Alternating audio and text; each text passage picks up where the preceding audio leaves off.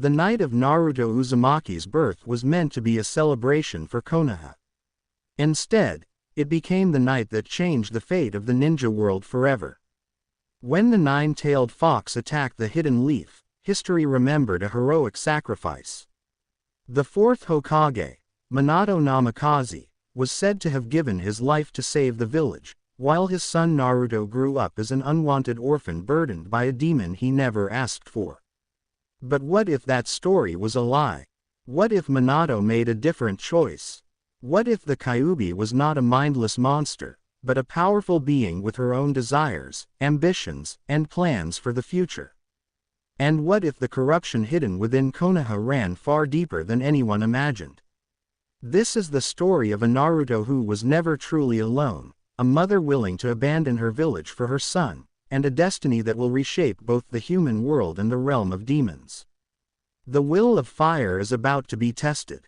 And Konoha's greatest secret is about to unravel. What if Naruto escaped Konoha and built a new life in Kumo with a powerful harem? Chapter 1. It was supposed a grand occasion for the Uzumaki Namikaze family. Tonight, Minato and Kushina were supposed to be filled with laughter, good tidings and sake once the son and heir of their two clans was born. However, the fates can be cruel, and the three sisters severed one particularly cruel thread on this night. A massive 40-story fox with 9 powerful swishing tails was standing over the village and leaving a trail of destruction. Alarms rang across Konoha, and ninjas were evacuating civilians to the shelters.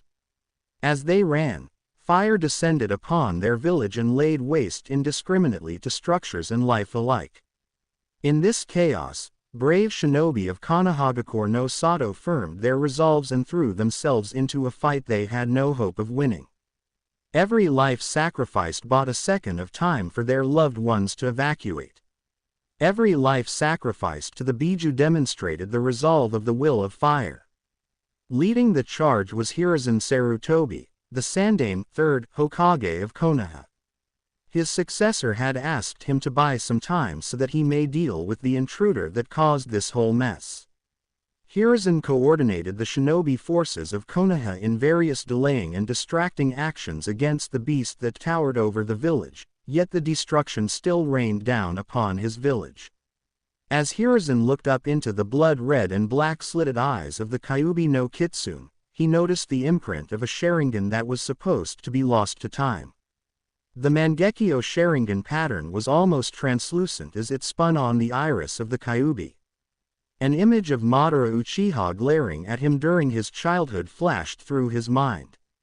He cursed whichever Uchiha caused all of this destruction and reaffirmed his efforts to protect his village. Calling upon his summon partner, Enma the king of the Monkey Clan, he jumped into battle with the strongest of all known Biju. Minato was breathing hard as he strained his chakra network to operate above its maximum capacity. He had saved his wife and child and just finished the fight with the masked man. A smoking crater with a spiral pattern could be seen burnt through the cloak of the masked individual as he lay face down in the dirt. Minato walked over to the man, ignored the fleshy hole he had dug into him, flipped him onto his back with his foot and removed the mask. Minato gasped in shock as the face, or at least half of the face, that he saw staring lifelessly into the sky.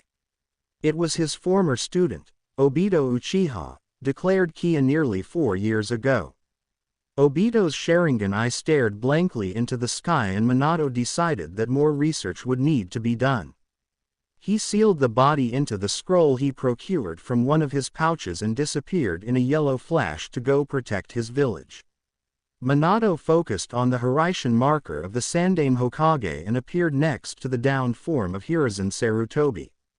Minato grabbed the Sandaime and flashed him to Konoha's hospital.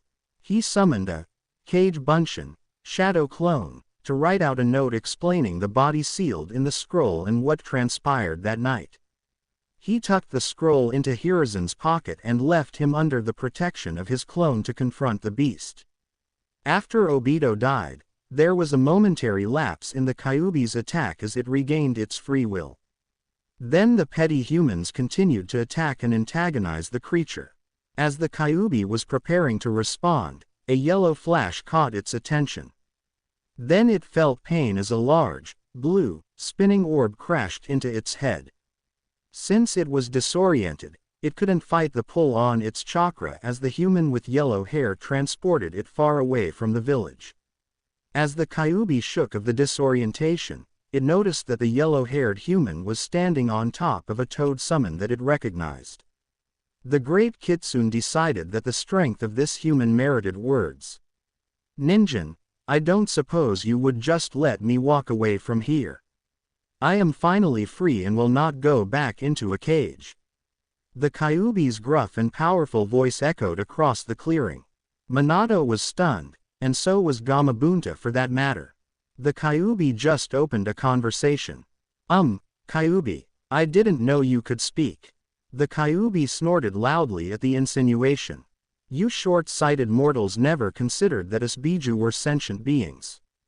Your petty minds always go straight to fear when you don't understand something. Your greed directed you to seek our power. So, Ninjin, are you going to fight me?" Minato took a battle-ready stance as his mind raced over a mile a minute to come up with something. "Okay, Kyuubi, it saddens me to admit that mankind will never let you or your kind be free. However, I will offer you sanctuary in my son. The man I killed tonight had the same eyes as Madara Uchiha, and that is how he was able to control you. If you escape from here, you will need to live life on the run. If we form a contact of sorts, you could be held safely within my son." The Kyuubi flinched at that.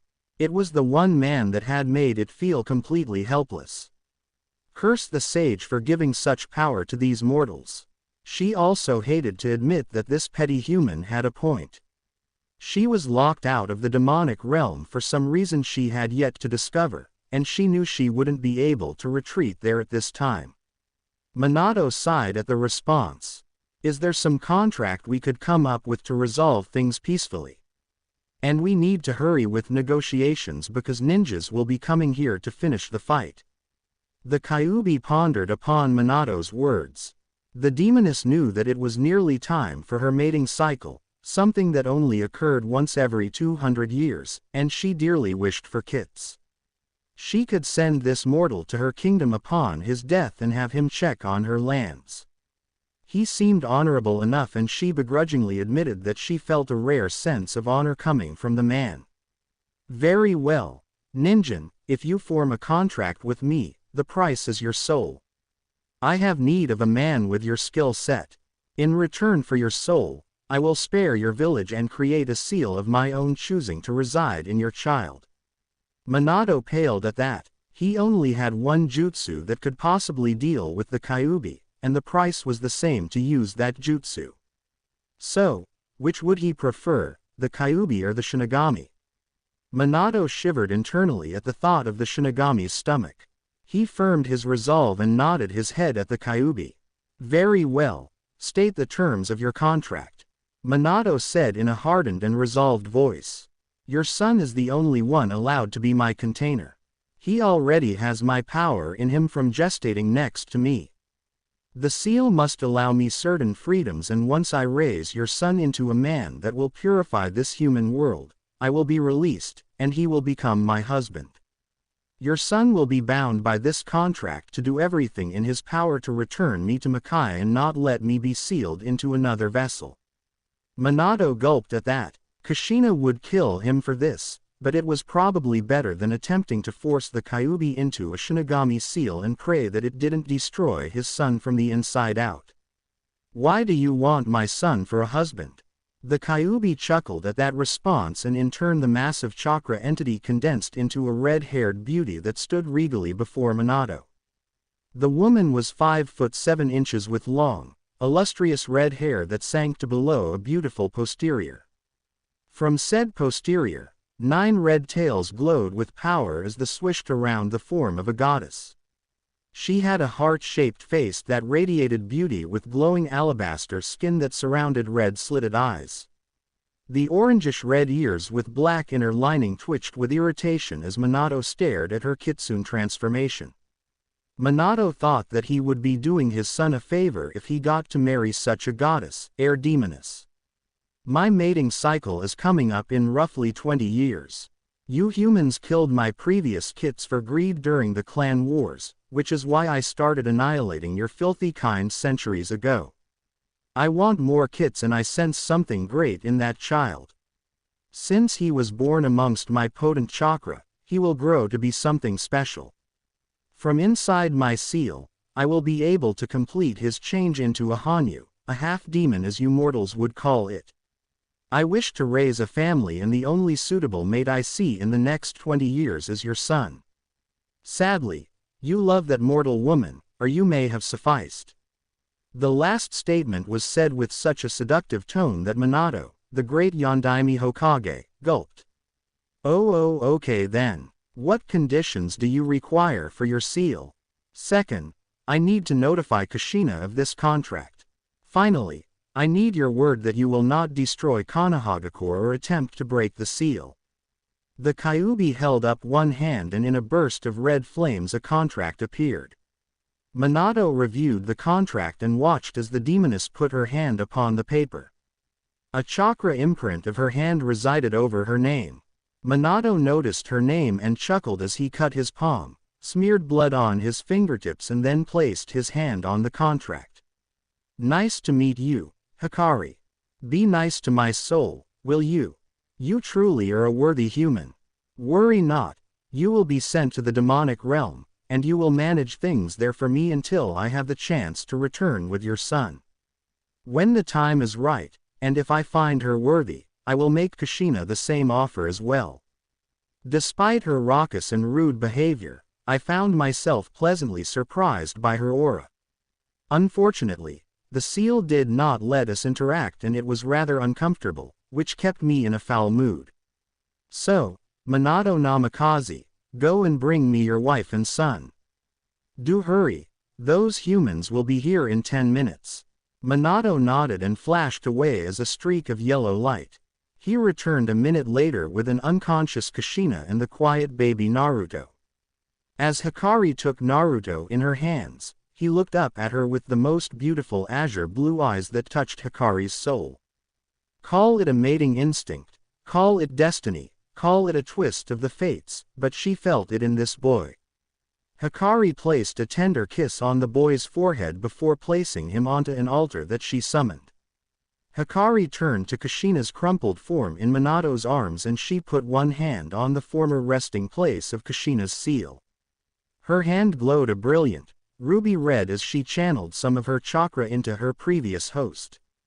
Without her chakra, the woman would likely die due to the damage to her chakra network. Color returned to Kushina's face, and her eyes cracked open. She was still very out of it, but she was at least conscious for this and would survive. As Kushina looked back on this day, she would remember it more like a lucid dream than a solid memory. Minato smiled as his wife came back to him. He placed a loving kiss on her lips before he set her down. Kushi-chan, we don't have much time. I need you to remember that I made a deal with the Kyuubi. It will be a good thing for our family, and I will see you in the next life. You are my fiery red habanero, and I will love you forever. With that, Minato placed another kiss on the confused woman's lips. Minato stepped back and let Hikari take over from there.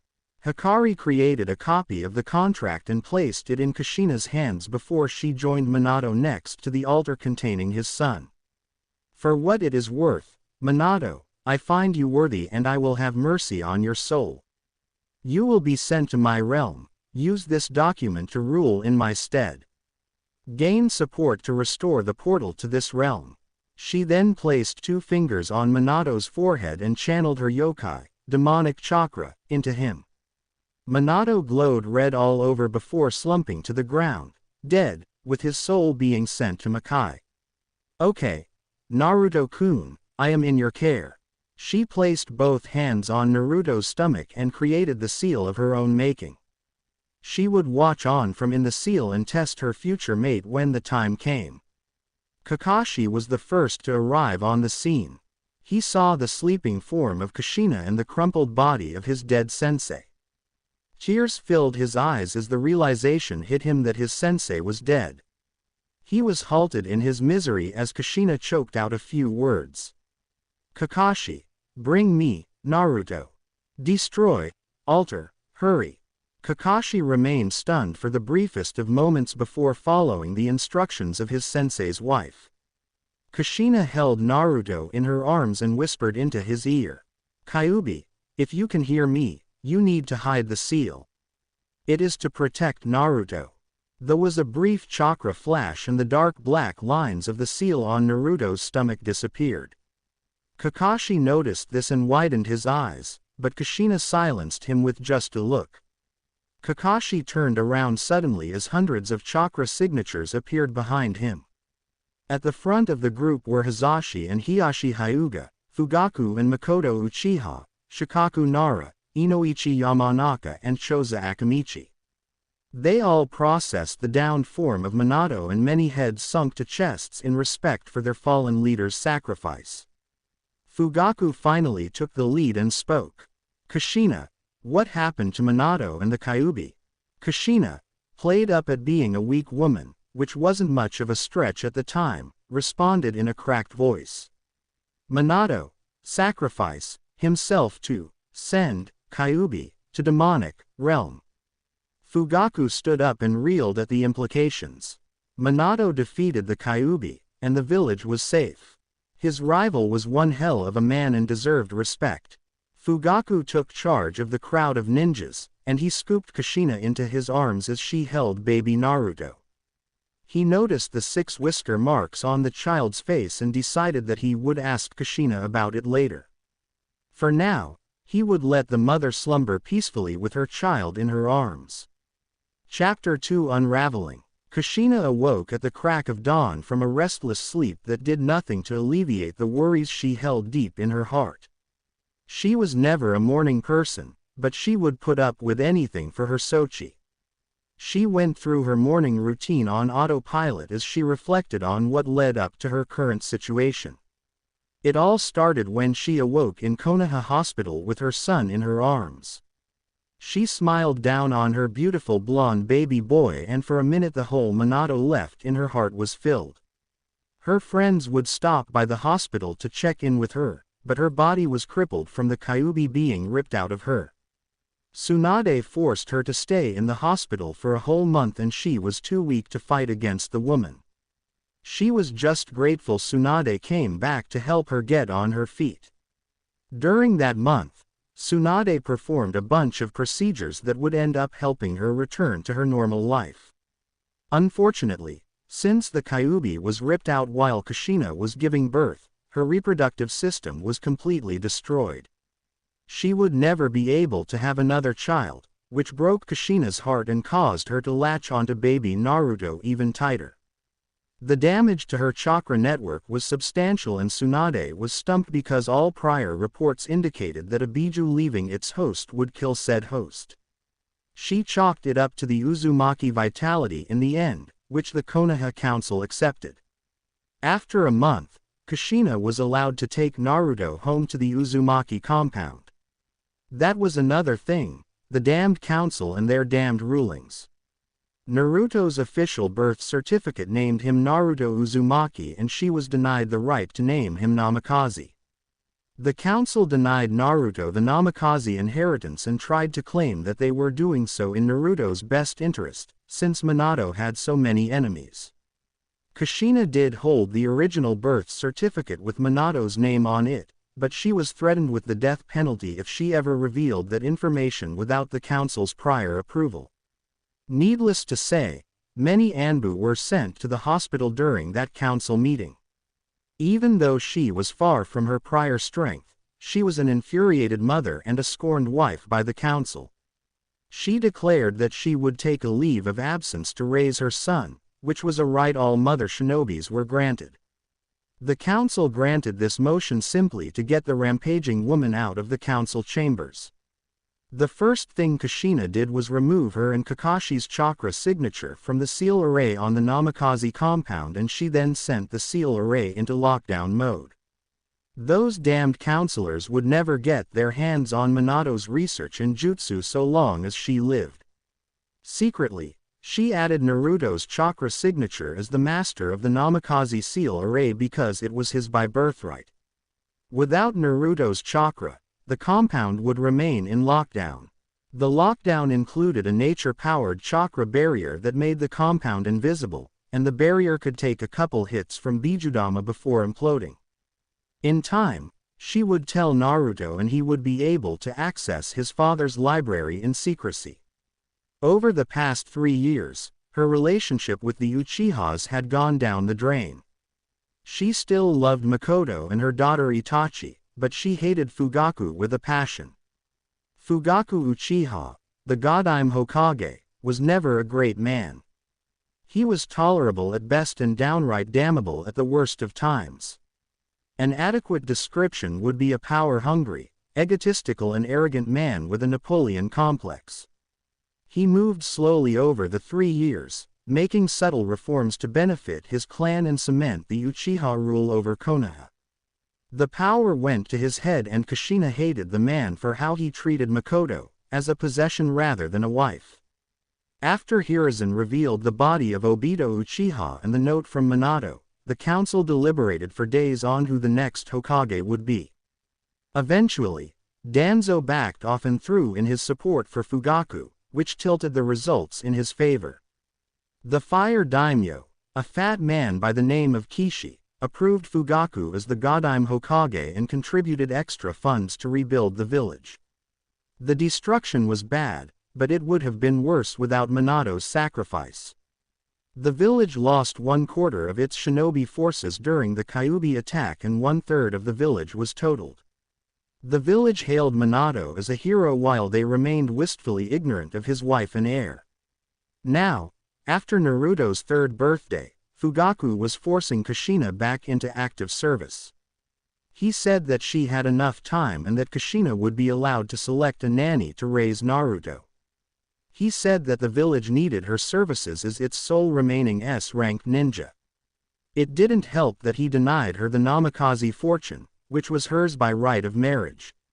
The daimyo conceded to Fugaku and said that the fortunes would be held by an accountant of the daimyo until such a time that Naruto would be strong enough to claim the Namikaze name. It took all of her friends to hold her down and keep Fugaku's head from rolling. Since she didn't have the Namikaze accounts, she had used the remainder of the Uzumaki fortune to sustain her and Naruto for the past 3 years. Now, those accounts were dwindling, and she would need to take missions again to provide for her Sochi. Kushina finished donning her uniform and peeked into Naruto's room. The blonde toddler was wrapped snugly in his sheets with a peaceful smile on his face. That smile is what she would fight for. That smile is what she would die for. Looking at him reminded her of the contract that she found in her robes once she left the hospital. She had looked it over in disbelief and cursed Minato for making a deal with a demon like the Kyuubi. She had tried to contact the Kyuubi, but she was unable to reach it thus far. She pushed those troublesome thoughts away and walked to her Sochi's bedside. She smiled before placing a tender kiss on Naruto's forehead before setting out for the day. After leaving Naruto's room, she went to the front door to meet the nanny that she handpicked to look after Naruto while she was away. She welcomed Tsubaki Sarutobi, Hiruzen's niece, to the compound and showed her around. The Uzumaki compound was a humble dwelling that resided next to the vacant Senju compound. It had a small training ground behind the 2-story house and an expansive garden. Naruto and Kushina loved spending time tending to their garden as mother and son, which resulted in an ever-expanding garden that nearly filled the backyard. Tsubaki took in the compound and knew that she would enjoy raising this child here. Her uncle had told her about Naruto's true lineage, in defiance of the council, and she wanted to help repay Minato for his sacrifice. Months passed without incident and the little blonde ball of sunshine grew to love Tsubaki and she him. She taught him how to read and write, lessons that were supplemented by Kushina when she was home. The child seemed to enjoy reading and he had a natural knack for the sealing arts, which Kushina started him on once he was able to read proficiently. Tsubaki noticed that Kushina was awfully cautious of taking Naruto outside, but after taking care of Naruto for a couple of months, Tsubaki decided to take him to the playground. Naruto bounced in excitement as they headed to the playground that bordered the clan compounds. It was a common meeting place for most shinobi clan families, and it had a happy atmosphere filled with the laughs and excited screams of children. When Naruto was 3.5 years old, he started visiting the playground regularly with Tsubaki. His outgoing nature made making friends easy and he already made friends with Itachi Uchiha, a girl 2 years older than him, and Shikamaru Nara, heir to the Nara clan. Those three were different from the normal clan children and they would usually play amongst themselves. Unknown to Tsubaki, Naruto or Kushina, one day a Hyuga guard was watching over the Hyuga heiress and her sister, and he turned on his Byakugan to make sure the children were safe. With his Byakugan active, the guard noticed a prominent seal on Naruto's stomach as he was roughhousing with Itachi. The guard decided to notify his clan head about it and he continued to watch the children. A month after that day, Naruto and Kushina were called into the Hokage's office. Kushina walked rigidly into the office with Naruto's hand held firmly in hers. With a straight and emotionless face, she addressed the Hokage. "Hokage-sama, you summoned us." Fugaku looked up from his stack of papers and made a gesture with his hand. The Uchihas in the room and the hidden Anbu left the room so that Fugaku could talk privately with Kushina. Or so Kushina thought. Hiyashi Hyuga entered the room immediately after the guards left and now Kushina was on guard. "Kushina, care to explain why the Hyuga had to inform me of an intricate seal that resides on your son's stomach?" Fugaku's voice was deadly serious and carried a hidden threat with it. "What are you talking about, Hokage-sama? I have never seen a seal on my Sochi." Kushina shot back without hesitation. Even the trained Hyuga couldn't detect the lie she told. Fugaku looked at Hiyashi and addressed him. "Hiyashi, can you please activate your Byakugan to tell me if Naruto has a seal on his stomach?" Hiyashi complied with an apologetic look to Kushina. "Hokage-sama, there is an intricate seal on Naruto's stomach. It is pretty subdued and would not be found unless you were specifically looking for it." Hiyashi added the last part to provide cover for his wife's friend. "HNN," Fugaku said as he placed his head on his folded hands and looked at Kushina. "Kushina, can you please recount the night of the Kyuubi attack for me? Don't worry about your son, I have placed him in a genjutsu." Kushina looked down with concern at Naruto before glaring at Fugaku. "Look, Hokage-sama," she growled out. "I have told you repeatedly. I was unconscious for most of it, but Minato woke me up for a little bit to say goodbye. He sacrificed his soul to send the Kyuubi back to the demon realm. Then, why does your son have whisker marks? Why does your nearly 4-year-old son look like a 7 or 8-year-old? I think you are lying to me, Kushina. I think Minato sealed the Kyuubi into the boy and you are trying to protect him. Why would you lie to me, Kushina?" Kushina blanched when Fugaku called her out on it. I didn't know. I thought that Minato banished the demon." Fugaku decided to make his claim. "Well, the boy is clearly our Jinchuriki. Now that I examine it closely, I can see trace amounts of the demonic chakra. The boy will need to be trained to be our weapon. I will elect an Uchiha to conduct the boy's training." Kushina's trepidation vanished and was replaced with motherly fury. "Over my dead body," she growled out. "If he is the Jinchuriki, I will train him when the time is right. There is nobody better and you know it. Furthermore, I will not allow you to steal my son's childhood from him. I will examine the seal and if he is the Jinchuriki, I will make sure that the seal is safe. When I decide the time is right, I will begin his training. And if you call my son a weapon again, Hokage or not, I will rip your still beating heart out." Pull the thick studded rod out of your, shove your heart in your as for some flavoring and then shove it down your throat. Fugaku paled at the elaborate threat. If it came from any other woman, he would easily brush it off. He also knew that he couldn't simply rip and child, a clan heir at that, from his mother without major backlash from the Ninja Council. He decided to concede for now and he would seek counsel from his advisors. Very well, Kushina, you may go for now. Know that this issue is yet settled. Kushina turned on her heel and stormed out of the office. The Kyuubi watched the whole interaction and knew that the boy was in for tough times ahead. She may have to make contact with him earlier than expected. Kushina broke the genjutsu on Naruto and took him to her favorite ramen stand, the Ichiraku ramen stand. She calmed down when those immaculate blue orbs met her violet eyes. She decided to let him enjoy his childhood and she would shoulder this burden. She ordered him a couple bowls and watched her innocent child enjoy the food of the gods. She decided she would need to talk to Kakashi, Enko, Yugao and Kurenai. She would need her loyal students to help her keep watch over her son. After Kushina departed, Fugaku called Danzo and Homura into the room. He didn't want to include Hiruzen and Kaharu in this because they would undoubtedly protect the boy. I have called you both here today to inform you that I recently learned that Naruto Uzumaki is the container of the Kyuubi. Kushina claimed ignorance and I have no proof that she is lying. She refused to have the boy taught by anybody other than herself. You both know that this is a delicate issue, and the Ninja Council would not support us if we moved against Kushina and the child. In fact, it would cause massive issues. So, my counselors, tell me how you would acquire the weapon. Danzo's eyes widened at the prospect of such a thing while Homura just looked shocked.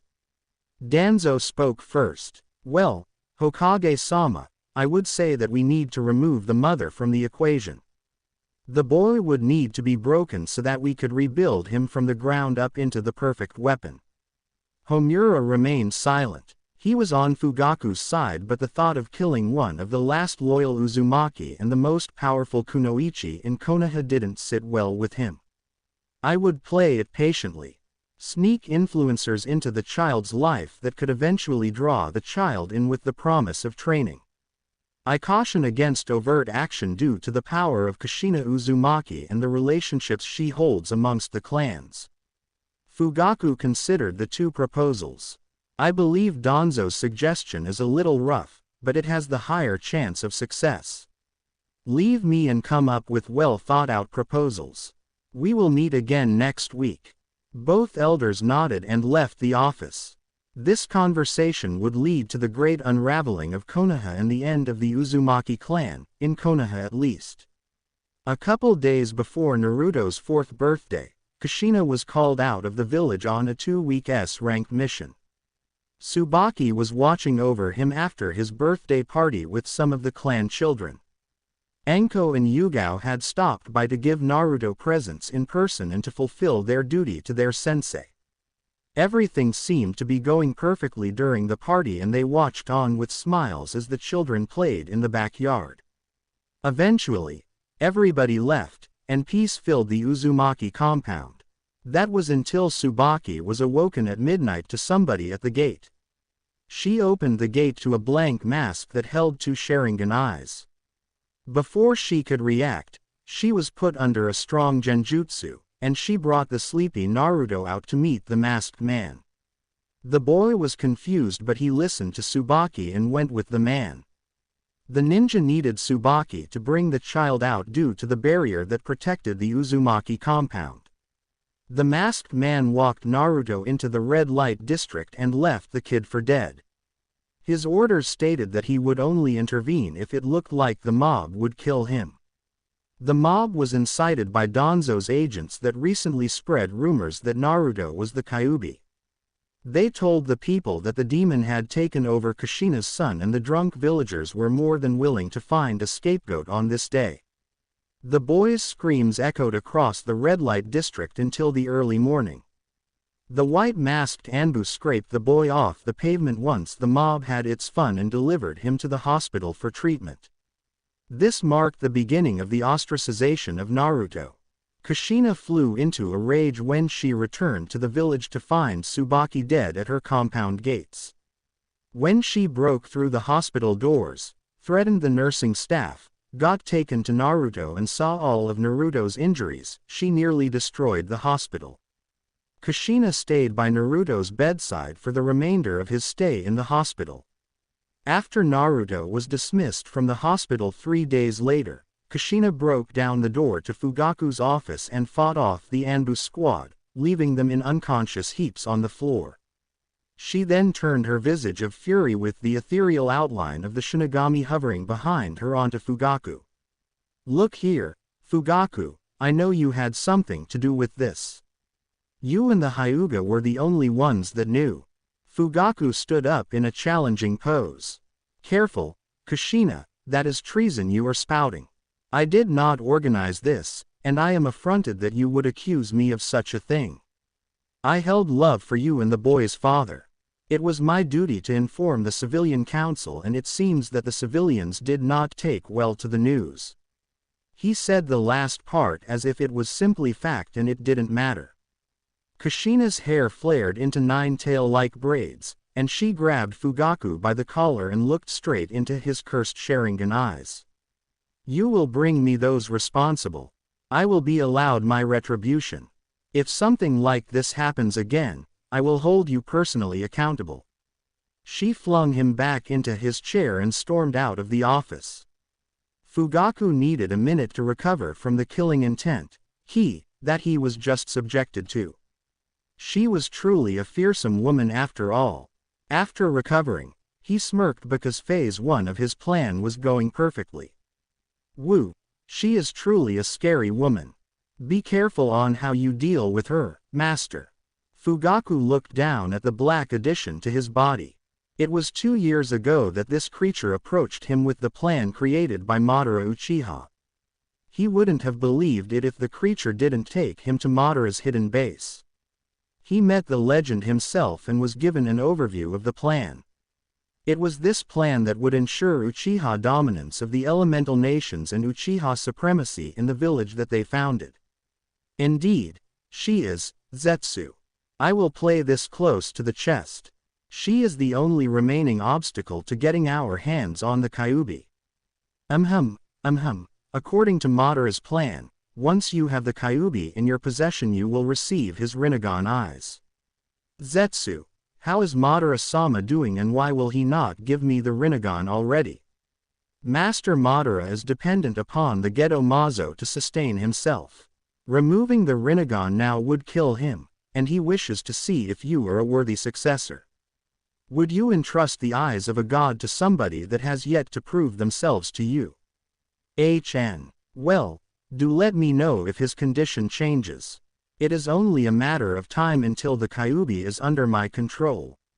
Psychotic Uchiha and evil mass of hatred aside, the rest of that year was tough on young Naruto. Naruto was no longer welcome in the parks and the kids would shun him if he asked to play with them. Naruto tried to maintain his optimistic nature, but he failed as the rejections continued. Over the year, Naruto receded into himself and spent most of his time reading, studying and training. Kushina had given him a training regimen to hopefully prepare him for what was to come and distract him from his darker thoughts. However, she was dealing with the limitations of a 4-year-old child, even if that child looked to be nearly 8 years old. He was simply being taught the basics, but he did manage to unlock his chakra and begin rudimentary training. Naruto stopped going to the park when groups of bullies would form and start picking on him whenever Itachi and Shikamaru weren't present. Naruto would try to leave. His new caretaker, an old woman named Chie, barely protected the boy and she never taught him anything. Kushina tried to find other nannies, but nobody would accept the duty. It was as if somebody were threatening them if they accepted the position. Chie was the only one that accepted the position and Kushina was forced to take her by the council after abstaining from missions for a full month. She knew it was the worst thing possible, but she was being forced into S-rank mission after S-rank mission. Kushina sought the help of her friends, but the council soon caught on to them and would dispatch them on back-to-back missions as well. The end result of the year was a young boy that was terrified to walk in his own village. The glares and stares of the villagers haunted his nightmares. The beatings from children and thrown bottles from adults made Naruto into a recluse. Unfortunately for Naruto, Chie would drag him out of the compound for playtime, which resulted in Naruto getting abused in some way or another.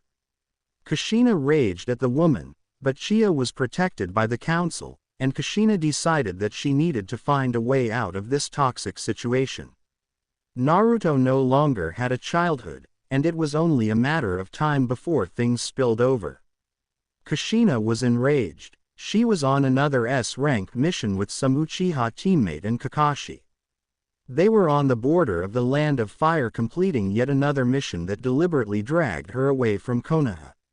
She knew that her son's birthday was in 2 days, and she wanted to hurry up and complete this stupid mission so that she could make it back and protect her son. They were approaching the target destination when they were surrounded by 20 ninjas in black cloaks and blank white masks. Kushina locked eyes with Kakashi and both of them didn't wait for further introductions, they simply attacked the numerically superior force. Ida Uchiha was assigned to this group to observe and confirm the death of Kushina Uzumaki. Fugaku said that Kakashi would need to live to make the story believable and this would be a test of his loyalty. He simply engaged in a mock fight with the masked shinobi and observed. Unfortunately, Kushina was a force of nature. In the first 5 minutes of the fight, she killed 10 root shinobi. Kakashi had killed 4, so there were 5 root shinobi engaging them and the one that was tying up Ida. Kushina was covered in blood with only a minor slash on her left shoulder blade to show for it. She finished off her 3 remaining opponents and watched as Kakashi severed the head of his final opponent. The two then turned to watch the fight between Ida and the root shinobi that had lasted the whole time. With the briefest of eye contact, the two blurred off and knocked out Ida and the remaining root. Kakashi, this is undeniably Danzo and Fugaku. You know that I was not supposed to survive this mission. I am going to alter their memories and you will initiate, Itsuwari no Shi. I will go to Tanzakugai to meet up with Tsunade, bring him there. Kakashi nodded and his visible eye that seemed to hold the grief of 1,000 losses. I will see it done, Kushina-sama. Know that I love you and I will always be loyal to you. You are the mother I never had, and I am going to miss you. Tears started falling freely from his eyes and stained his mask with their sorrowful moisture. Kushina pulled Kakashi into a motherly embrace and whispered, Kakashi, find yourself a good girl. Do that for your Ka-chan. I will stay in touch once we get settled. Kushina broke the hug and pulled the sealing scroll off of her back and went to work. Memory modification seals were horribly painful things and they required absolute perfection when crafting the seals. Kushina worked with the grace of a Fuinjutsu master as she created 3 seals. When she completed and double-checked her work, she used a kunai to cut the seals out of her scroll. She then proceeded to cut Ida a couple times and stabbed his right Sharingan eye. She did worse to the root ninja but left him alive and crippled. She then applied the memory modification seals to the unconscious ninjas before she turned to Kakashi. Okay, Kakashi, once Anko has delivered Naruto to Tanzakugai, you will need to apply this seal to the base of your neck. Once you receive my next letter, it will contain a counter seal to undo the effects. I do this because I have no doubt that a Yamanaka will perform a memory dive on you to confirm my death since there will be no body. Kakashi nodded sadly at the thought. I love you, Kakashi-chan. I am so happy that Minato was able to adopt you into our family, even if the damned council won't acknowledge it. Kakashi was a sobbing mess, and he buried his head into Kushina's shoulder. He had lost everyone he ever loved. Minato, Rin, Obito, even though he turned traitor, and now Kushina. I don't know. I don't know if I can hold on without you, Ka-chan. Tears flowed freely as the bloody Kushina embraced the 20-year-old Kakashi. Kushina rubbed his back and cooed at him like his real mother. You are strong, Kakashi-chan. I believe in you. When Naruto is old enough, we will exact our revenge on that cursed village and I will come for you. Kakashi let out every tear that his ducts could manufacture before breaking the embrace. He nodded to Kushina and took the stasis scroll that Ida was sealed in. Sadly, the scroll was saving this cursed man's life, but it was needed to sell the story. Kushina departed for Tanzakugai to meet up with Tsunade and update her on the whole situation. Kakashi pocketed the scroll and kicked the incapacitated root ninja for good measure before leaving the clearing. Kakashi raced back to Konoha to complete his part of the mission. The night of the Kyuubi festival, Kakashi made it back to Konoha and snuck in via an old Anbu route. He went to Anko's house to initiate Project Itsuwari no Shi, and she was more than happy that the time had finally come. Life for Anko had been miserable in Konoha. After her return as a 10-year-old from Orochimaru's lab, she had been treated as a persona non grata in the Hidden Leaf village. Her only saving grace was being put on Kushina's team before the Kyuubi attack. Those 2 years were the best years of her life. A now 15-year-old Anko hopped up and adorned her sneakiest outfit, a far departure from her trench coat and fishnet armor. Kakashi blurred off to find Naruto while Anko went to the Uzumaki compound to gather up the extraction scrolls that Kushina provided. Anko ran into Chia when she showed up at the compound. She threw a senbon laced with a slow-acting neurotoxin into the pathetic woman's neck. She wished she could stay and play with her, but more important things needed to get done. Anko knew that her former village would declare her a missing ninja after today, but she could give a less. She simply said goodbye to her sensei's house and blurred off in a streak of black to join Kakashi. Kakashi used Pakken to find Naruto, and when he did, he was enraged. A mob had chased the boy out on a training ground and was in the process of pinning him down. A moment later, Anko linked up with Kakashi and a furious visage appeared on her face. After a moment to settle down, a wicked grin adorned her face as she made eye contact with Kakashi. Kakashi and Anko blurred to first incapacitate the watchers before they dealt with the mob. Two Uchiha Jonins were watching the event with disinterested looks on their faces. Their only role was to ensure the kid didn't die. That is why they were surprised when they were knocked unconscious by a poison senbon to their necks. If they did not receive treatment in the next hour, they would most likely die. Spoiler: they would not receive treatment in time since Anko always did love her custom poisons. After the watchers were incapacitated, Anko proceeded to slaughter the onlookers. Naruto watched on in a mix of horror and fascination as his honorary sister saved him from the mob. Kakashi took two civilians aside and put them under a powerful genjutsu. Kakashi made them believe that they actually killed Naruto, and then Anko flew into a rage and killed everyone. Anko was taking her time with two Chunin ninja that had joined the chase until Kakashi completed his memory modification. After Kakashi completed the genjutsu, he said his goodbyes to his little brother and Anko with tears falling from his lone visible eye. Anko scooped up Naruto and began stripping the child of his trademark orange jacket. She gave Kakashi the bloodied clothes and wrapped Naruto in a blanket that Kushina provided. The blanket eliminated all scents so that the only scent that could be tracked would be Anko's. That would be if Anko wasn't wearing an outfit that bore the same seals that her sensei crafted for this specific mission. Kushina sensei really was a genius when it came to the sealing arts. Kakashi pulled out a scroll that was prepared for this occasion. Kushina used an Uzumaki ritual to create a blood clone of Naruto. Kakashi put a stabilizing seal on the blood clone's body before he killed the Naruto clone and proceeded to make it look like the work of the mob. This was the most difficult and emotionally tortuous task that Kakashi ever willingly completed. He kept the thought of his adoptive mother and the safety of his little brother on the forefront of his mind to get through the bloody task. Kakashi took the body and dumped it into the lake that occupied the southern edge of this training ground. Once his job was completed, Kakashi snuck out of the village so that he could seal his memories and report in the next day. Flashback: 4 months ago in the Uzumaki compound, Kushina had called a meeting of her students to discuss her plans for the future.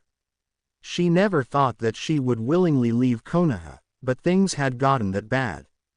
It simultaneously broke her heart and filled her with rage when she thought about her husband sacrificing himself to save this accursed village. She would miss her friends, but for the Uzumaki woman it was simple. Family before all. Her students showed up in the dead of night to meet with their sensei. They had struggled to organize this meeting due to the insane workload that they were forced to complete. Eventually, they were able to find a single night to link up and enjoy each other's company. Each student walked into the room and hugged their former sensei before taking a bottle of sake apiece and sitting down for the discussion. Kushina led the conversation. "Thank you all for coming. I never thought I would be in the situation where I would ask you to betray Konoha, but I am asking you. What they have done to my Sochi is unforgivable, and it is only a matter of time before Fugaku find a mission difficult enough to kill me." Anko stepped in. Her normally playful tone was completely absent. "Sensei, you are essentially my mother. You were the one who saved me after the snake left me for dead. I hold no love in my heart for this village, and you need only ask. I will do anything for you." Kakashi rubbed the back of his neck and I smiled at Kushina. "Well, I will admit that I still hold love for Konoha, but that won't stop me from helping you. You are my mother in all, but blood, and I can no longer stand by as this village destroys my little brother." Yugao straightened up in her seat. "Sensei, I am the same as Kakashi. I will help you, but I do not think that I could raise my blade against my fellow Konoha ninja." Yugao's tone sounded repentant for this small fact. "It's okay, Yugao-chan. I would never ask you to do such a thing. I only ask for your assistance watching over Naruto-kun and maybe a blind eye here or there." Yugao nodded at that before Kurenai spoke up. "Sensei, has it really come to that?" "Yes, Kurenai-chan, it has come to that. This village denied my marriage to Minato. This village is trying to forcefully separate me from my son. This village has turned my vibrant ball of sunshine into a scared child, and this village is most definitely trying to kill me. If I do not die due to my mission load, they will make a direct move to remove me from the equation."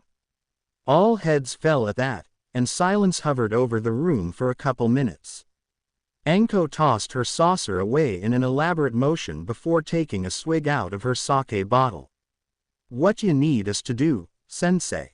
Kushina smiled at Anko, her most loyal student and kindred spirit. "Well, I have an idea. I know that they will force me out of the village on Naruto's birthday. If my guess is right, that frigid bitch Chia will just hand him over or force him out of the compound. We will fake his death and I will take him away from this accursed village. I will prepare extraction scrolls with everything we will need, and I will show you all how to access them." Yugao reacted to this. "Where will you go, sensei?" Kushina smiled sadly at Yugao. "If you are not coming with, it would be better if you didn't know." Yugao, Kurenai and Kakashi hung their heads at this. "Don't worry, when the time is right, I will let you know. If you ever wish to leave this hellhole, all you need to do is ask." Kakashi smiled at that thought before asking, "How will we fake his death, sensei?" "Uzumaki technique. I will create a blood clone.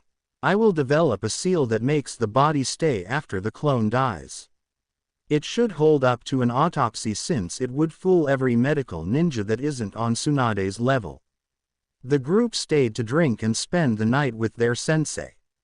They filled in gaps in the plan and each of her students would help ensure that Naruto was as protected as possible. End of flashback. Anko carried Naruto in her arms as she exited the passageway that led out of Konoha. She used every evasive maneuver she could think of to throw people off her trail. She had 2 shadow clones dress in her old clothes that would run until they ran out of chakra in opposite directions. She used minor applications of earth jutsu to cover her tracks as she made her way to Tanzakugai. She knew it wouldn't be too long until the mob and fake body of Naruto were discovered, but she was confident in the head start she had. Anko ran non-stop through the night and into the mid-afternoon to Tanzakugai.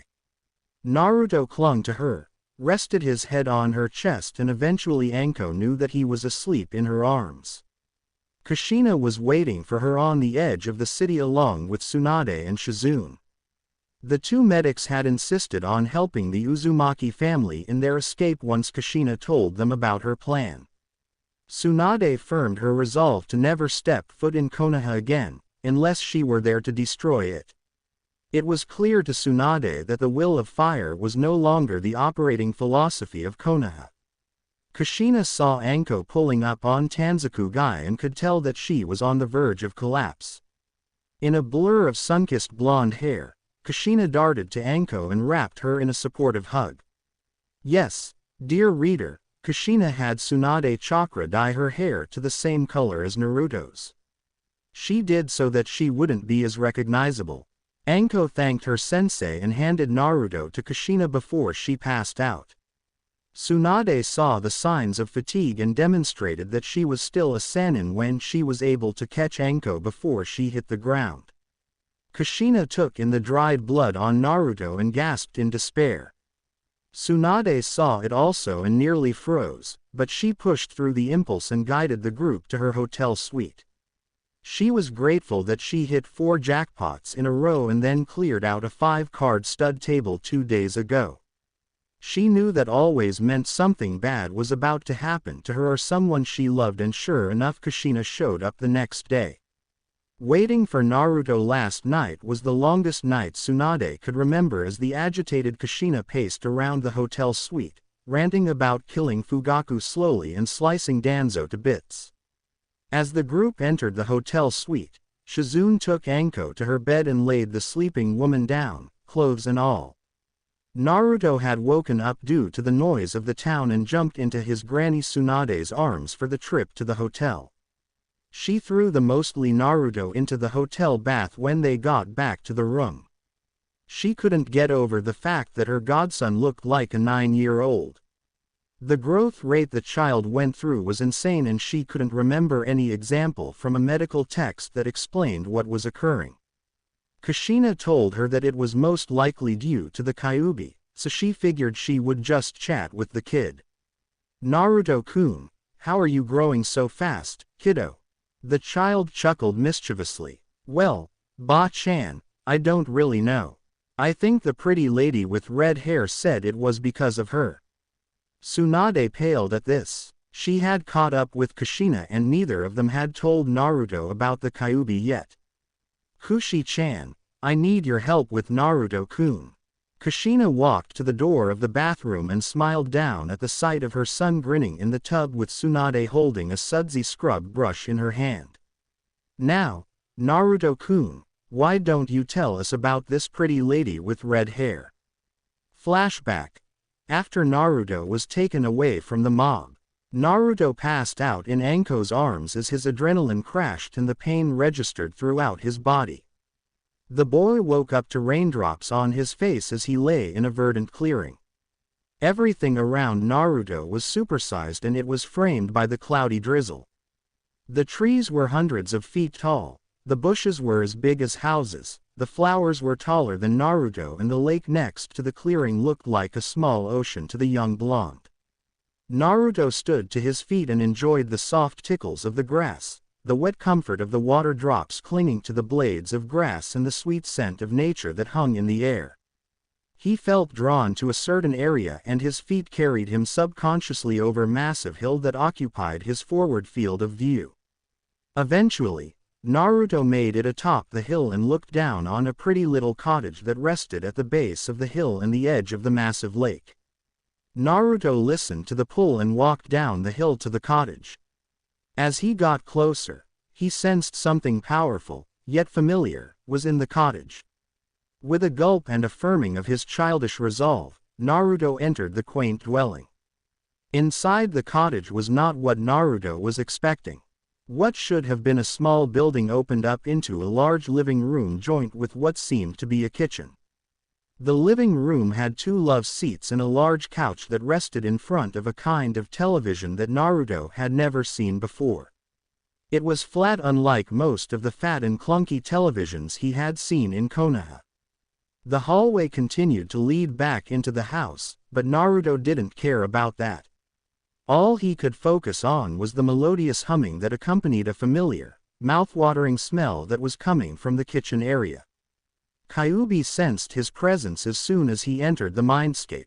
She wanted to see how he would react to her domain, and she wanted the first meeting to be a good one. Even if she accelerated his growth, she knew that he still had the mentality of a child and he wouldn't be ready for a serious conversation. Instead, she chose to kick things off on the right foot with her container potential mate. She made his favorite dish, chicken ramen. It was peculiar to Hikari that chicken would be his favorite meat, but she chalked it up to her yokai's influence on the child. Eventually, she was broken from her musings as she heard the child enter her kitchen, followed by a gasp. Hikari turned around and she would have giggled if it weren't for her image that she needed to uphold. Instead, she smiled regally down upon the small child that was gaping at her. She waited for the child to be broken out of his stupor, and she would have done it for him, except she became stunned when the child whispered, "So pretty." Of all the things Naruto could have said, that was probably one of the best openings a 5-year-old could pull off. Hikari put the back of her wrist over her mouth and chuckled. Her chuckle held such an alluring beauty that it further stunned Naruto. However, his face fell before he asked his first question. "Anyo, excuse me, are you Kami-sama? Does that mean I am dead?" Hikari went from flattered to aghast at the question. This didn't show on her face though, but she decided to see where Naruto wanted to go with this. "No, I am not Kami-sama, and no, you are not dead."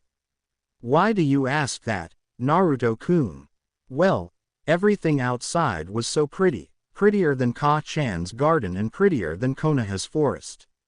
I kinda thought it was heaven. And I thought I died because I was being chased and hurt by some mean people from my village again. I thought maybe I died this time."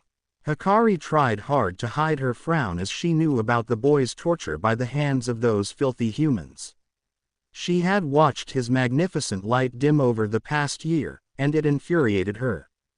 The only thing stopping her from destroying the wretched village was the contract she signed with the boy's father. She reached down and ruffled the sun-kissed blonde hair and gave the boy the reassurance he needed. "Naruto-kun, there is a lot you are not ready to hear or understand yet. I know you are a smart boy, so I will tell you this. We are inside you, Naruto, inside the seal on your tummy. Do you know what I am, Naruto?" The boy pouted for a bit before he paused and looked at the beautiful lady. She had orange and black fox ears that rested atop her head and 9 reddish-orange tails swished around behind her red yukata. The tails swayed in a mesmerizing pattern that nearly distracted Naruto by their rhythmic beauty. He was smart, for a child, and he finally put 2 and 2 together. Miss, are you the Kyuubi?" He broke eye contact and looked at the ground as he said this.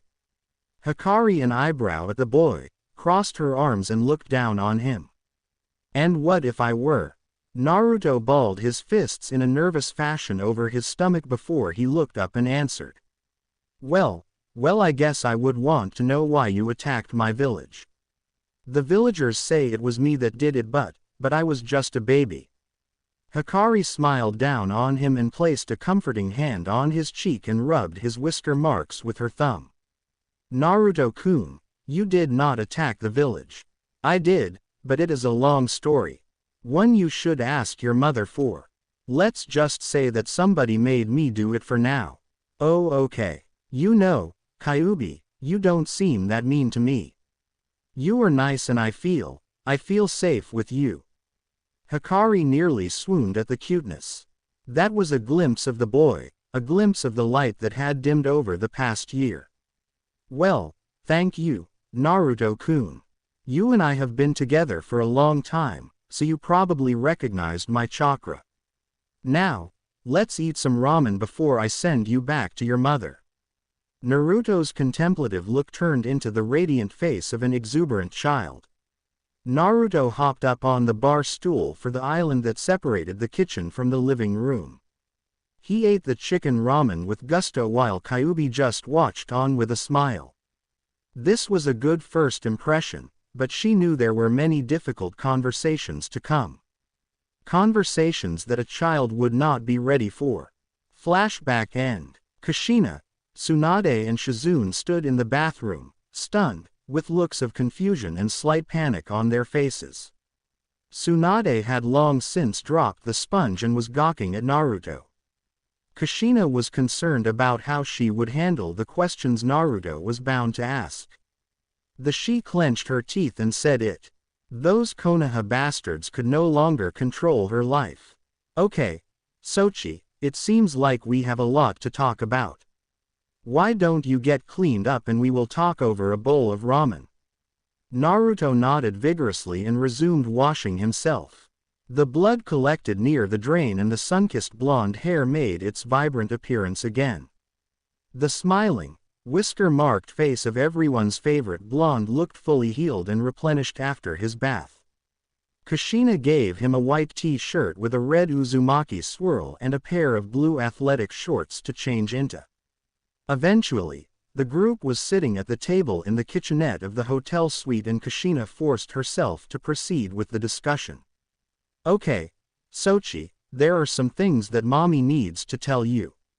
Naruto was sitting in Tsunade's lap and Kushina took his hands in hers. As you said, you met the Kyubi. It is because of the Kyubi's chakra that you grow so fast, and yes, she is in a seal on your belly. Naruto cut her off here. It was so pretty in there, Ka-chan. It was like our garden except times 1,000, no a million. Naruto's excited tone elicited chuckles from the ladies before Kushina continued. That sounds lovely, Naruto-kun. Well, moving on, the Kyubi used to be in a seal on my tummy. When I gave birth to you, a bad man showed up. That man threatened you and he took the Kyubi out of me. He then made the Kyubi attack our village. Your father, Minato Namikaze, the Yondaime Hokage, fought the Kyubi and then made a deal with her. He sacrificed his life to seal her into you, Sochi. In return, she will make you strong and you will protect her. Does that make sense, Sochi? Tsunade, Shizune and Kushina observed the child process the information. They all knew the revelation about his father would confuse him, and sure enough it did. The boy's face contorted into confusion and sadness with a tinge of anger. Ka-chan, why are you telling me about Tu-san now?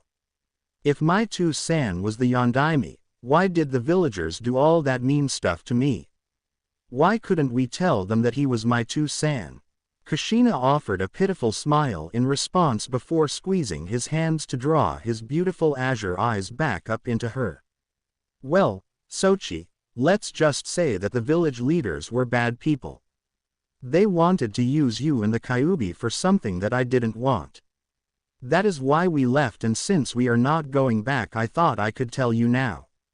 Naruto frowned at this. It didn't make much sense to him, but he always did trust his mother. Okay, Ka-chan, you will have to tell me about Tu-san later. So, what do we do now? Tsunade looked at Kushina before she answered. She nestled her chin on Naruto's spiky blonde locks as she spoke. Your mommy is going to find you a new home while you stay with me, Shizune and Anko. Naruto looked to his mother for confirmation before she nodded. Yes, Sochi, I am going to find us someplace safe to stay that will be nice to you. The boy perked up and that as rapidly asked his next question. Will Tsunade Ba-chan and Shizune-chan be coming with us? Tsunade spoke softly. Probably not, Naruto-kun. I will come and visit you though. It would cause a lot of problems for you and your mother if I lived with you. Do you understand? Naruto frowned at this. But Ba-chan, family comes before all, and you are family. Tsunade's heart swelled at that, and a radiant smile adorned her face. Well, Naruto-kun, maybe when it is safer, I will come and live with you. Before then, I will try to visit as often as I can, okay? Promise. Naruto said this as he held a pinky finger up over his head. Tsunade locked his tiny pinky in hers and whispered that she promised. Shizune took in the whole scene and smiled down on Naruto. She may only be 15, but this child was too cute. She also appreciated that her master seemed to be happier in his presence. That's right, Naruto-kun, you will have to get bigger and stronger every time we see you. Naruto nodded his head enthusiastically at this. The group would finish their dinner and spend the next couple days in each other's company, catching up and just enjoying the fact that they were all safe, for the time being. Fugaku was having a terrible day and he was afraid it was about to get worse. First, he finds a bunch of dead civilians, two Chunin and the two Uchihas he had watching the boy, all dead. Then, one of the teams he sent to investigate the scene reports in that the Kyuubi Jinchuriki is dead as well. His body was beaten and broken with a kami-damned kitchen knife run through his heart. To make matters worse, he was waterlogged, and the autopsy showed that he was dead with no sign of the Kyuubi. For all he knew, the Kyuubi could show up at any moment and lay waste to his village. Zetsu had told him it would take years for the Kyuubi to reform, but that just seemed to put an ominous timer on the village's destruction. Fugaku was informed that Kakashi Hatake had reported in alone, carrying a stasis scroll for one of his injured companions. He was receiving some urgent treatment in the hospital before he would report in. This left Fugaku time to muse on the possible success or failure of Kushina's assassination. A task that Fugaku knew could backfire in the worst way possible. Unfortunately for Fugaku, it took Kakashi 3 hours to finally report in. Hokage-sama, I apologize for the delay. My wounds made it difficult for me to return. Fugaku waved him off before requesting a full mission report.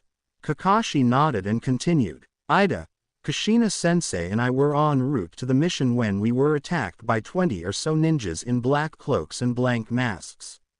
We engaged and Kushina-sensei was able to kill most of them before she was stabbed through her back and stomach. In her last act of bravery, she used some jutsu to explode and took out the remaining 5 ninjas she was fighting. Ida and myself fought the remainder and I was able to kill the rest before succumbing to my injuries. I woke up to find a heavily injured Ida and a massive crater on the battleground. I put Ida in a stasis scroll to preserve his life and left my mission incomplete. I deemed it more important to report this to you than to complete the mission because it wasn't time sensitive. Fugaku gritted his teeth throughout the report, but he found peace in knowing that Kushina was dead. Was there anything left of Kushina's body? No, Hokage-sama. I found and recovered her sword. I planned on giving it to Naruto. Kakashi. That will no longer be possible. Kakashi bristled at that bit of information and a look of cold fury occupied his lone visible eye. Last night, a mob of villagers killed Naruto before an unknown ninja killed the whole mob. Naruto's body is in the morgue now and the autopsy already confirmed it. Kakashi fell to his knees and wept for his dead mother and little brother figures. Fugaku allowed it since he wasn't a complete and total bastard yet.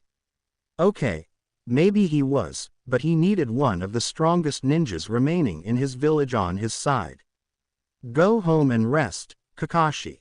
I will expect a written report in the next 3 days. I will most likely call you for testimony before the council in that time. 2 days later, Konoha's council was called to provide an update on the situation. Danzo had informed Fugaku that one of his agents made it back to Root headquarters heavily injured and corroborated Kakashi's story. Ida, who was recovering in the hospital after losing his left eye and right arm, did as well. Now, Fugaku needed to address the council. Thank you everybody for responding to my call. I have called you here today to inform you of the death of Kushina Uzumaki and Naruto Uzumaki. The ninja heads jumped to their feet in an uproar while the civilian council cheered. Eventually, Fugaku restored order to the chamber and gave the official story of the events, which earned more outrage. The civilian council was appalled that so many civilians died during their valiant quest to rid the village of the demon. The shinobi council wondered who killed so many people and 4 ninjas. Hiyashi stood and asked the question. Hokage-sama, who could possibly have killed that many people and escaped from the village? Fugaku answered in a monotone. Well, during our reports it appears as if the Uzumaki compound has been locked down by seals. In addition, Anko Mitarashi as Mia and Anbu found a note stuck to her front door with a kunai. She said she killed all of them to avenge her sensei's son. Tracker squads have been dispatched to locate her and I have added her into our bingo book as a B rank bounty. Inoichi chuckled at that. B rank. You think that is enough? I will tell you that girl has enormous potential, and she became a monster under Kushina's instruction. It should probably be higher. Some random civilian stood up at that. There is no way the snake whore is that strong. She finally betrayed the village, as we all knew she would. The man was cut off by enormous killing intent coming from Sume Inuzuka and Makoto Uchiha, who was acting clan head until Itachi or Sasuke came of age. It was Sume that growled her threat at the man.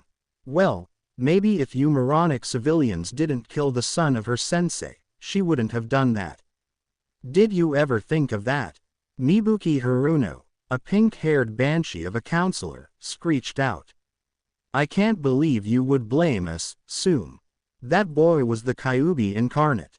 Those civilians are heroes. Makoto was caught by Fugaku a few inches before she could tear the pink banshee's heart out.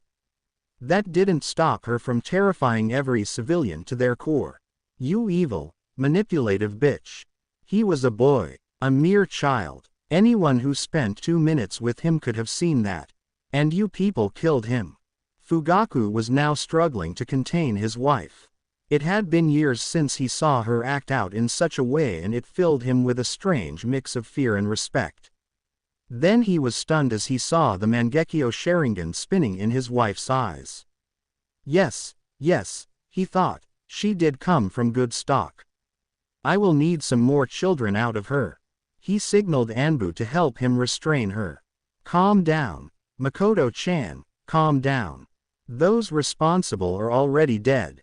The 2 survivors have already been interrogated by Ibiki and Inoichi. Makoto's head snapped to her husband. You will bring me those 2. They will die by my blade. I will not stand for them to remain alive. The civilians protested this, but the unanimous vote of the Ninja Council and the elders made it crystal clear that they would be sentenced to death. The remainder of the council meeting was an unproductive mix of shouting and arguing that left every councillor with a headache. They were all concerned about the impending doom of the Kyuubi and about the village's lack of a Jinchuriki. However, nothing more was decided that night. 2 weeks later, gates of Kumogakure no Sato. A beautiful blonde woman carrying twin blades on her hips approached the gates of Kumogakure. The gate guards halted her and were in the process of inspecting the woman. She didn't have any papers, which was suspicious. The blonde woman then spoke. Look, you 2, could you please tell I that an old friend is here to cash a favor from the Third War? Once he meets me, he will understand. Without much further protest, the gate guard had a bolt ninja, Kumo's version of Anbu, deliver the message to the rakeage. I was a beast of a man with milk chocolate skin, blonde hair done back in cornrows, and he constantly wore an open white coat. Ripped muscles filled the coat's opening and 3 golden weights adorned each wrist. It is a point of contestation how much each of his wrist weights actually weighs, but the rumors say somewhere between 100 and 500 pounds. I was making his way with his most trusted shinobi, Darui, to the front gates. He was wondering who would call on him from the third great shinobi war that couldn't just present papers. As he approached the gates, he caught the guards standing around a blonde woman with a wonderful figure and 2 swords strapped to her hip. As he got closer, he started to recognize her, but the hair threw him for a loop. It wasn't until he was standing right in front of her and he recognized her, Kushina Uzumaki. Before I could speak and blow her cover, Kushina spoke as she bowed to him. Raikage-sama, I am here to seek a private audience with you. It is important. Without further discussion, I dismissed his gate guards and walked silently with the woman back to his office. He greeted his people as he made his way back up the mountain while his brain worked at a mile a minute to figure out why Kushina was here. Eventually, the group made it back to his office where he dismissed everyone except Darui. He then set up a privacy seal and opened the conversation. Kushina, not that it isn't good to see you here, but what can I do for you? And what's with the blonde hair? And why all the secrecy? Kushina smiled at a beautiful smile that made the man gulp. It is good to see you again. Much has happened and I will tell you all. It was a long journey. Is there any way I could get some tea? I nodded at Darui, who requested tea from I's fiery secretary, Karui, before closing the door. Kushina proceeded to tell I of all that happened since Minato died during the Kyuubi attack. Needless to say, I and Darui were a mix of stunned and enraged once Kushina finished catching them up. Karui entered midway into the conversation and Kushina pinged her chakra.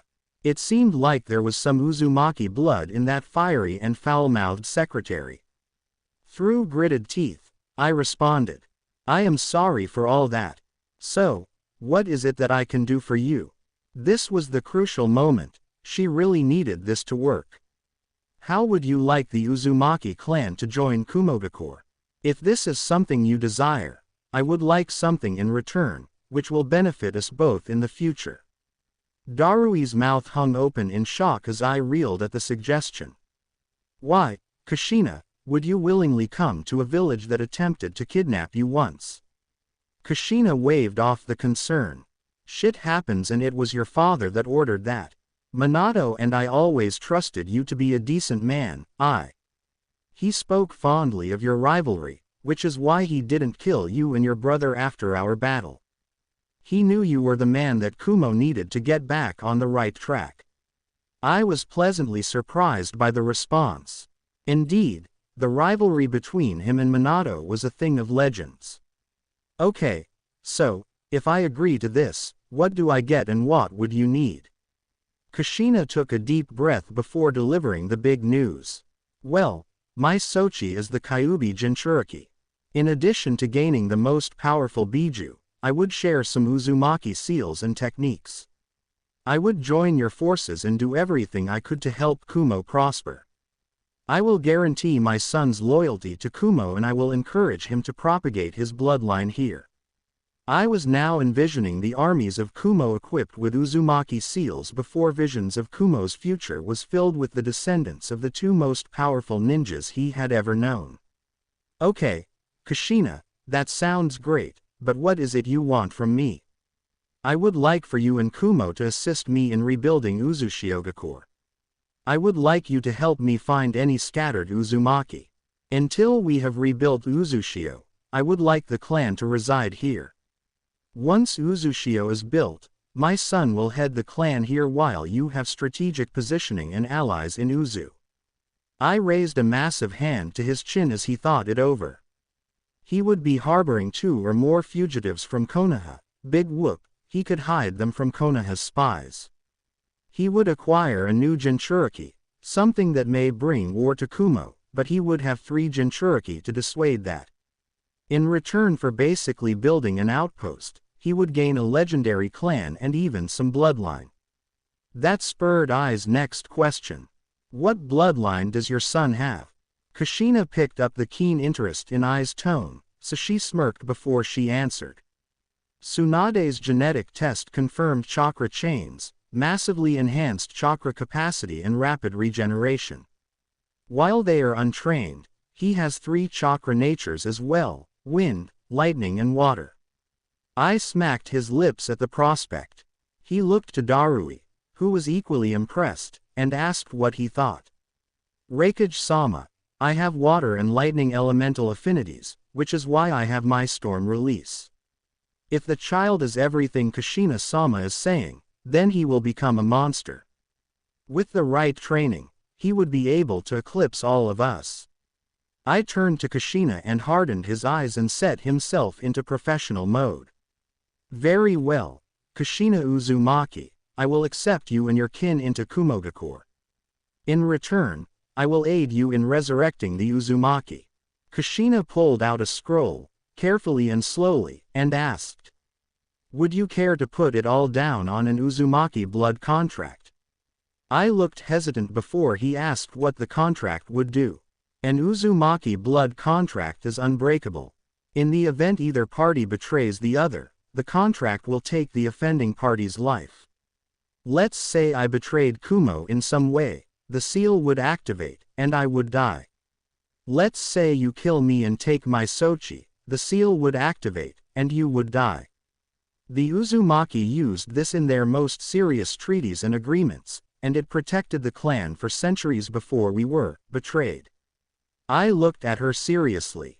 So, you can't just activate the seal and kill me. I looked closely at her for any sign of deceit or malice. No, it does not work like that. We write out the contract, which links to our blood. Unless either of us breaks the contract, nothing will happen. I sighed. If he didn't trust this troublesome woman, he would never do such a thing. However, the potential gains for Kumo as a whole make it worth it. Very well. So, the contract between I, the Reikage of Kumo, and Kushina Uzumaki was signed. Kushina stayed in Kumo for a day before returning to Naruto and the rest of her family. She gave I the original contract and held onto a copy for herself. Tanzaku Gai. After Kushina left, Enko sighed as she played with her shiny blonde hair. It was the best way to throw pursuers off of her unique purple hair. She also put scent blocking seals on all of her clothes to prevent any of the Inuzukas from catching her scent. She sighed again as the troublesome blonde boy flew off the tree again. Too much chakra, Gaki. She laughed as the cute boy pouted at her. Enko ne. Why is this so hard for me? Well, Gaki, you have more chakra than I do and you haven't really learned to control it yet. Shizune stifled her chuckle before she jumped in. She instructed the excitable boy to take a seat on the ground before she began. Okay, Naruto-kun, I know you are a smart boy, so let me explain. Chakra is the mix between physical, yang, energy and spiritual, yin, energy. In our bodies we can combine these two energies to produce chakra and mold it to enhance our bodies, like your ba-chan, or perform external jutsu. In our bodies, chakra is constantly flowing. It is like your blood and it has its own special pathways that lead from the top of your head, to the tips of your fingers, to the tips of your toes. Are you with me so far? At Naruto's nod, she continued. Well, in those special pathways are points called tenketsu. These tenketsu are where chakra mixes and takes shape. The bigger the tenketsu, the more powerful jutsu you can perform at once. Still with me? Another nod from the blonde whose serious gaze was digging into Shizune as if looking for the answers behind her eyes. Okay. Well, the special pathway, the chakra circulatory system, pulls chakra out of the primary chakra reservoir, your heart. This chakra flows at various rates and a couple of factors come into play. The bigger the chakra reserve, like yours, the faster the chakra flows. The faster chakra flows, the more difficult it becomes to mold. Especially since your tenketsu are still relatively small in comparison to your enormous reserves. Finally, chakra has different density. The more dense chakra is, the stronger the jutsu. However, denser chakra also makes it more difficult to mold. Naruto scratched his head in frustration. So, let me get this straight. I have super amounts of chakra. My chakra is super dense and it moves super fast, which all make it harder to mold. Is that right, Shizune Nekken? Shizune rubbed Naruto's spiky, blonde locks. Very good, Naruto-kun. Yes, that is correct. Naruto frowned at this. I am screwed. I will never be a great ninja because I have too much stinkin' chakra to mold, Datbeo. Anko tossed an empty dango stick at Naruto. No, Gaki, you have the potential to become one of the greatest ninjas ever. You will just have to work 100 times harder than any other Gaki to control your chakra. She is right, Naruto-kun.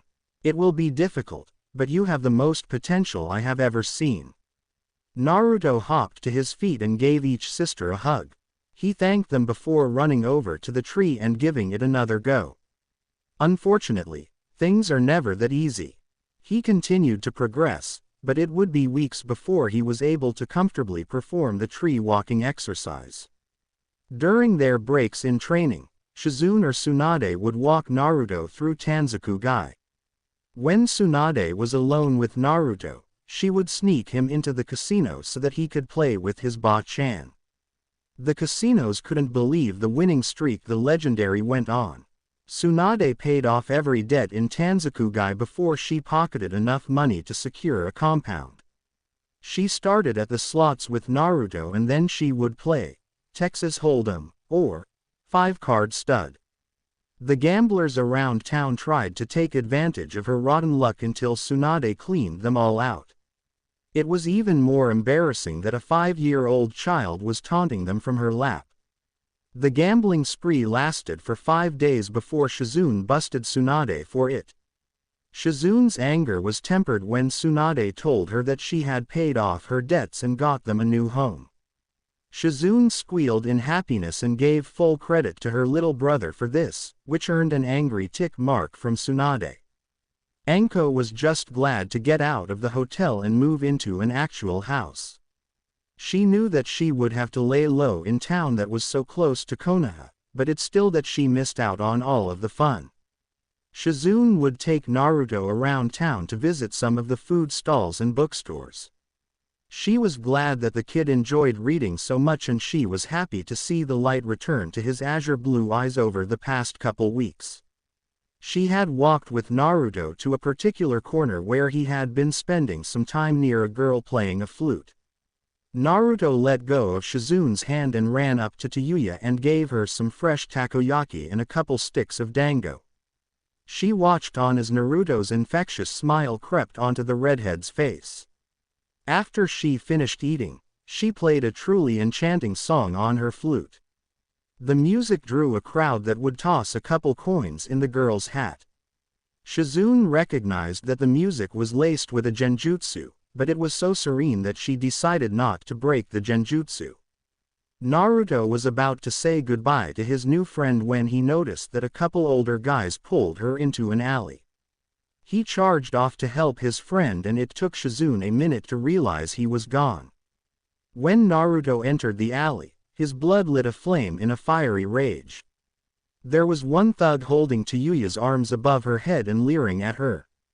Another thug was picking her pockets for the money she earned. The last guy was looking at Tayuya's flute before he snapped it in half. That seemed to break Tayuya's spirit, but it lit Naruto on fire. Before they knew what was happening, 3 chains, sparkling with electricity, stabbed through each thug. Their cries of pain filled the alley and they dropped Tayuya, who fell to her knees. Shizune sprinted into the alley and gasped at what she saw. 3 chains sprouted out of Naruto's back and they were impaling 3 men that were 15 feet away from the blonde. She knew immediately that one of the men was dead but 2 of them were twitching as they continued to be electrocuted. It was then she noticed the blue sparks of lightning chakra that danced along the chains and into the men's bodies. Naruto-kun, that is enough. You need to calm down, now. Shizune's strict tone reached Naruto through the haze of his anger. Naruto snapped back into his normal frame of mind and paled at what he had just done. Before he knew it, the chakra chains retreated back into his body and left him standing there, gaping. The men were crumpled heaps on the ground and each of them was now dead from either their wounds or the electricity. Shizune remained in a stunned silence until Naruto started crying and throwing up on the wall. Chiyuya remained on her knees, her eyes fixed on the broken flute. The last remnant of her mother. Eventually, Shizune calmed Naruto down and performed a quick-fire jutsu to get rid of the bodies. She didn't need people looking into her little brother for the murder of some common street thugs. She let Chiyuya take the money off the dead thugs before offering to take her back to the hotel. Chiyuya nodded her head and walked with them silently to the hotel. She would spend the next week or so with Naruto and company until Kushina returned. Nearly a month after her departure, and a week after Chiyuya joined the gang, Kushina returned to Tanzaku-gai. She skillfully dodged the patrols of Konoha ninjas and had to take her time after she crossed back into Fire Country. She went to the hotel, where the woman at the desk informed her that Tsunade left a note for her. Tsunade's note guided her to a nice house on the northern edge of Tanzaku-gai. It was a humble two-story house with a small yard and a garden out front. Kushina heard the sound of her son's laughter accompanied by laughter that sounded like a young girl. She walked through the house and out onto the back porch where Tsunade was drinking sake while watching the kids train with Anko and Shizune. Care to explain how you could afford to move into a house, Tsunade? Tsunade turned around to see Kushina with her arms crossed and an eyebrow raised. Haha, well your brat gave me a lucky streak. I cleaned house for a couple days before I had enough to pay off my debts and I won this place off a poker game. Kushina's hair flared up and began to separate into 9 distinct tails. You took my Sochi into casinos so you could win some money. Tsunade stood up and held both her hand in a placating gesture. Now, Kushi-chan, he was safe with me the whole time. Kushina flew into a fit of motherly rage and laid a beating on Tsunade. Tsunade decided to just take her lumps and not resist. Thus, Naruto and Chiyuya walked up to a Tsunade with multiple lumps protruding from the top of her head. Oh well, her debts paid off, totally worth it. Ka-chan, why are you being mean to Ba-chan? Naruto's innocent tone shattered Kushina's rage into millions of pieces. Naruto-kun. Kushina darted over to Naruto and pulled him into a tight, yet loving, hug. Naruto was gasping for air before she let him go. She then noticed the cute little redhead that was next to her son. What's this, Sochi, got yourself a girlfriend already?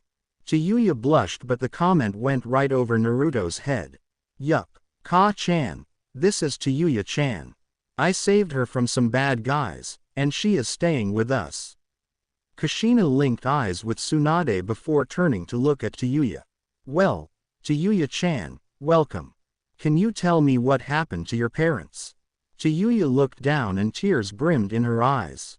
My mama died and my daddy left me. Kushina pulled the girl into a motherly embrace. She got another familiar sense from the girl's chakra, so she decided to ask. Chiyuya, what was your mother's name? The girl looked up through the gap in Kushina's bust and muffled out something incomprehensible. Kushina gave the girl a little space and gasped when Chiyuya said, Tammy Uzumaki. Tsunade joined her in a stunned silence before Kushina scooped the girl into an overwhelming hug. Well, Chiyuya-chan, I am Kushina Uzumaki, and this is my son Naruto.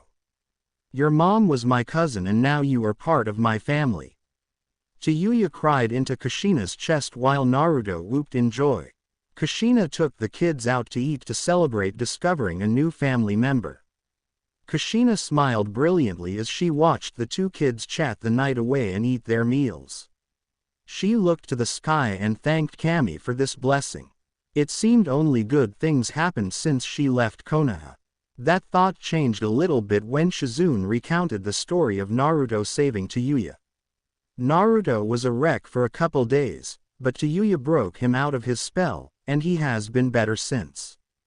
The group stayed in Tanzakugai for another week so that Kushina could spend time with Tsunade. Naruto and Tayuya were inseparable. Thus, Enko and Shizune would train the two in basic chakra control. Enko brought out dull kunais and got the kids started on proper handling of the ninja tools.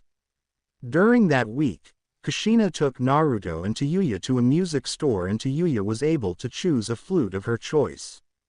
Naruto paid for it with some of the money that Tsunade won and gave to him as his cut because he said he wanted to buy something nice for his sister. It was an adorable gesture that made Tayuya blush crimson and Kushina giggle mischievously.